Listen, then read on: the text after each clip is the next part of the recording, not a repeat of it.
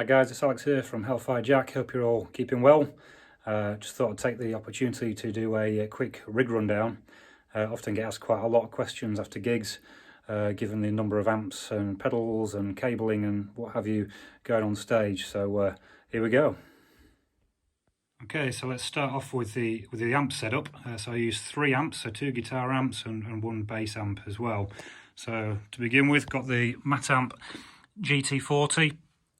It's pretty much a single channel amp, so a bit of gain on there.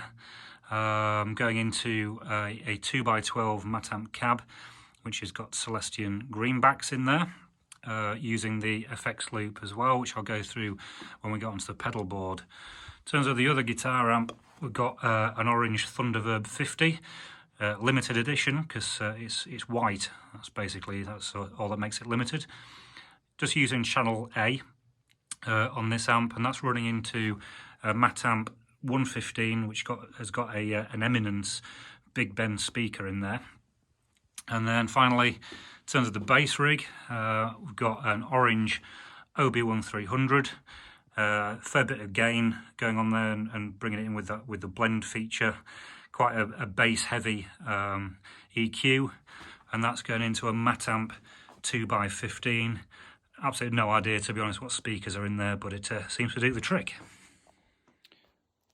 Right, so let's take a look at the pedal board. So in terms of the board itself, I'm using a Pedaltrain Nova 32. Underneath there, I've got a Voodoo Labs Mondo power supply. So what's going on here, there's just quite a lot going on, to be fair. There's 3 different lines for the guitars, and also using both effects loops on the Matamp and the Thunderverb.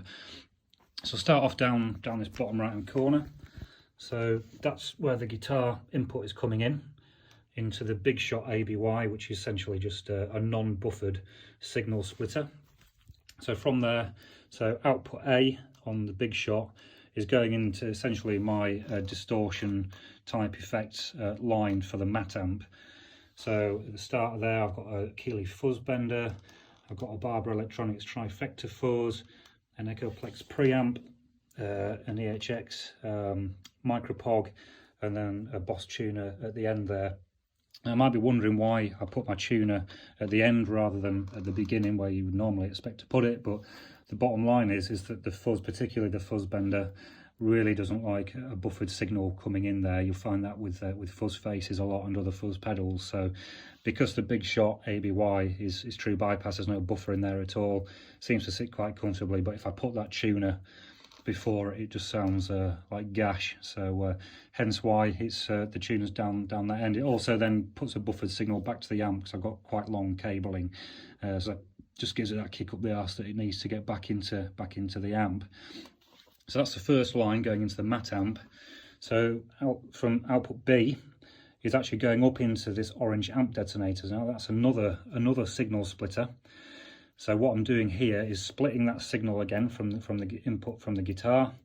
The first line out is going into the Thunderverb over there. So straight out, not going through any of these effects at all, just using the natural crunch of the amp, not using any distortion pedals at all. And then from the second output here, I'm going into a Boss Super Octave, an OC3. So this is going out into the orange OB1300 bass rig, and what I do there is keep it on the poly setting, and I'm keeping the parameter fairly low. If you're familiar with this pedal, you'll know that by turning this parameter up, it essentially takes on more notes to add into the octave. So by keeping it down, it avoids it turning to mush. If you play an open chord with that set all the way up, it just sounds awful. Whereas with this, I can still get some clean chords, big open tuning type stuff, and it's just essentially picking up the lowest notes and putting an octave around them, as opposed to the whole thing. So that's the 3 guitar lines. So one going through here, and that out to the Matamp. The second one going up straight into the Thunderverb over there, and then the final one going through the OC3 and into the bass rig. Now in terms of modulation kind of settings here, got a few pedals, and I'm using the effects loops on both the amps, both the Matamp and the Thunderverb, and I'm running in stereo. So what I've got here, so this half, if you like, is for the Matamp GT40. So I'm taking with an FX loop, you've got a send and return essentially.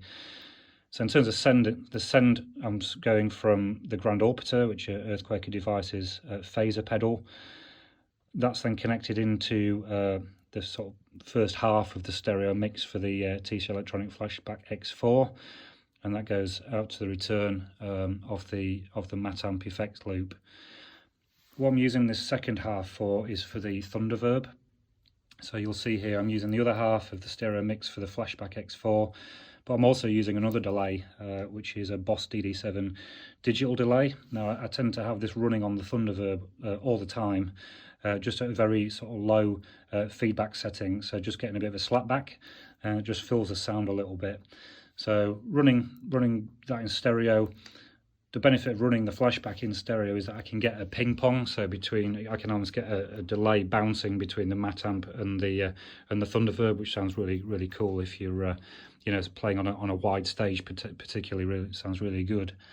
So that's kind of pretty much it. So maybe it isn't that complicated, but it's taken me quite a long time to get everything to work together. You know, in terms of noise, it is a fairly quiet rig. The bass amp itself is a bit noisy with the gain turned up, but you know, in terms of using the sort of Voodoo Lab pedal power, decent cabling. Also, the important thing if you're going to be splitting signals is around phasing issues. So I've got phase options for sort of changing the phase of the amps on both the bigshot and the orange amp detonator, so you just need to play around with that. So I need to make sure that the bass amp and the Thunderverb are in phase, and that they're then in phase with the Matamp by using the bigshot ABY phase switch there. You might notice there's a little TC Helicon effect voice tone up here. That's just for vocals, for gigs where there's no pretty naff PA, and just want a little bit of reverb on the vocal there. So I think that's pretty much it. So hopefully that helps. There's the family, and yeah, if you've got any questions, just get in touch. Cheers.